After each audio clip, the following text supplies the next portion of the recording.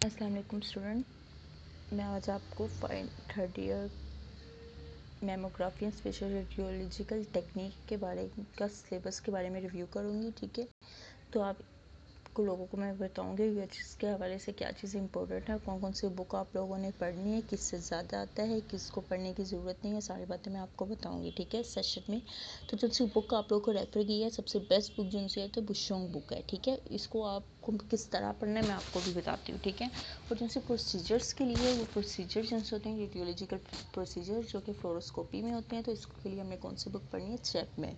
ठीक है, सबसे पहले हम प्रोसीजर्स पे ही आते हैं। प्रोसीजर्स में जो आप लोगों से हमेशा क्वेश्चन वही पूछा जाएगा कि कंट्रास्ट रीजन पे हर बच्चे की अच्छी वाली ग्रिप होनी चाहिए कि क्या कंट्रास्ट रीजन के साइड इफ़ेक्ट क्या है, एडवर्स इफेक्ट क्या है, क्या बेनिफिट है, कौन सा किसके लिए यूज़ करते हैं। देखिए उन्होंने नेगेटिव कंट्रास्ट एजेंट होते हैं, पॉजिटिव होता है, कौन सा रेडियो पेक होता है, कौन सा रेडियो ल्यूसेंट होते हैं, सारी बातें आप लोगों को पता होनी चाहिए। फिर जीआईटी अगर मैं स्टडीज़ की बात करूँ तो इसको याद करने का तरीका यह आप लोग टेबुलर फॉर्म में बना ले दो सारे जिनसे barium swallow, barium meal, barium follow through, barium enema, इनको टेबल फॉर्म में बनाए, सारों की इंडिकेशन लिखे, कौन सा कंट्रास्ट होता है, कंट्रास्ट एजेंट की अमाउंट बहुत इंपॉर्टेंट है, कितना कंट्रास्ट कैसे देना है, कितना ml देना है, कौन सा कंट्रास्ट वाटर के साथ मिला के देना है, सारी बातें बहुत इंपॉर्टेंट है। ठीक है, बाइलरी स्टडी है, बाइलरी स्टडी से मुराद ये है कि हमने लीवर देखना है, पेनक्रियास देखना है, बाइल डक्ट देखना है, उसको ब्लैडर देखना है, तो उसके लिए हम कौन कौन से प्रोसीजर, कौन सा प्रोसीजर किसके लिए यूज़ करते हैं, क्यों यूज़ करते हैं, कौन सी चीज़ किस में ज़्यादा अच्छी नज़र आती है, कौन सा कंट्रास्ट यूज़ करते हैं, अगर कंट्रास्ट देने के बाद पेशेंट के क्या एडवर्स इफेक्ट आ रहे हैं, क्या आफ्टर केयर की ज़रूरत है, ये सारी क्या इंडिकेशन है, क्या इंडिकेशन है, हर प्रोसीजर को इस वे से लेके चलना है। ठीक है, अब मैं नीचे आती हूँ तो जेनेटो यूरिनरी सिस्टम है, इसमें जो ज़्यादातर पूछा जाता है HSG पूछा जाता है, स्टेरोसल्फिनोग्राफी पूछा जाता है, इंट्रावेनस यूरोग्राफी।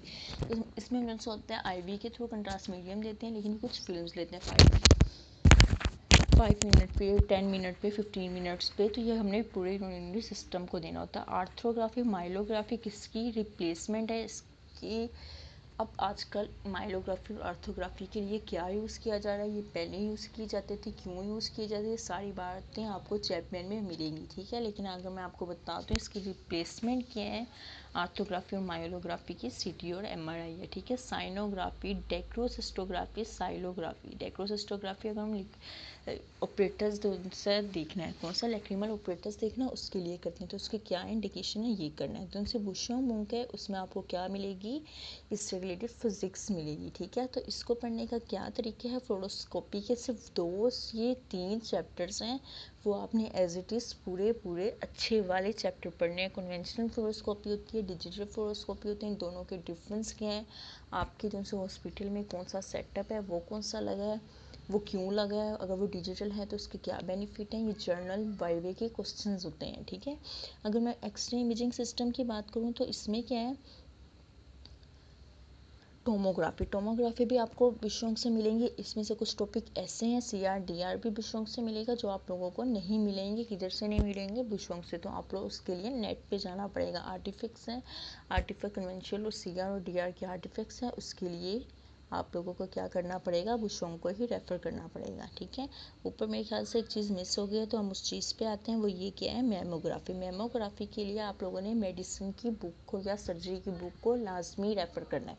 वहाँ से आप लोगों ने क्या पढ़ना है, पैथोलॉजी पढ़नी है, अच्छी ब्रेस्ट की अच्छे तरीके से वहाँ से पैथोलॉजी पढ़नी है कि कार्सिनोमा क्या है, बिनाइन क्या है, किसकी क्या एज है, अगर ये है तो इसके लिए कौन सी इन्वेस्टिगेशन है, तो ये आपको कौन गाइड अच्छी करेगा, मेडिसिन या सर्जरी की बुक करेगी। ठीक है, उसकी एनेटमी क्या है, माइक्रो क्लासिफिकेशन क्या होती है, मैक्रो क्लासिफिकेशन क्या होती है, कौन सी के लिए कौन सा इन्वेस्टिगेशन होती है, कौन सी मेडिकेशन होती है, ये सारे आपने बोलेंगे। इसकी अगर मैं प्रोजेक्शन की बात करती हूँ तो बुक में इतनी अच्छी प्रोजेक्शंस मौजूद नहीं है, ना मतलब कि लिखी ही नहीं है बुशोंग में। इसके लिए आपको क्लार्क पे जाना पड़ेगा। क्लार्क जो GR की बुक होती है, जो हमने पहले भी पढ़ी है, तो इसके लास्ट पे ये बुक्स लिखी हैं। इसके लास्ट 2 पेजेस पे पोजीशनिंग के RAO करते हैं, LAO करते हैं, सारी बातें वहाँ लिखी है। कन्वेंशनल मेमोग्राफी होती है, डिजिटल मेमोग्राफी होती है, दोनों वाक़यात को बुशोंग से मिल गई। क्वालिटी कंट्रोल इसका इंपॉर्टेंट क्वेश्चन है, पेपर के पॉइंट ऑफ व्यू से लास्ट में ही पूछा जाता है। तो ठीक है, आप लोग अच्छे पढ़ना शुरू करें, इंशाल्लाह कामयाब होंगे। खुदा हाफिज़।